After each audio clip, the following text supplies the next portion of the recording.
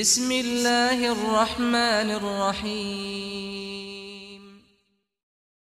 عن أبي ذر رضي الله عنه أيضا أن ناسا من أصحاب رسول الله صلى الله عليه وسلم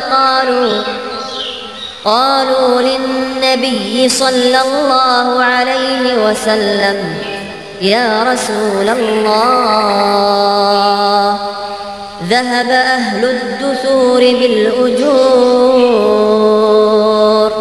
يصلون كما نصلي ويصومون كما نصوم ويتصدقون بفضول أموالهم. قال: أوليس قد جعل الله لكم ما تصدقون؟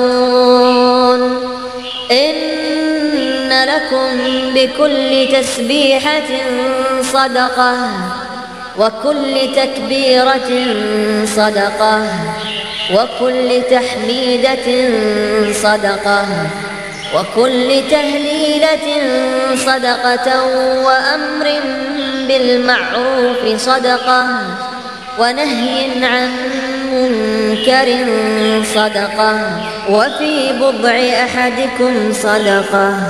قالوا: يا رسول الله، أيأتي أحدنا شهوته ويكون له فيها أجر؟ قال: أرأيتم لو وضعها في حرام أكان عليه وزر؟ فكذلك إذا وضعها في الحلال كان له أجر.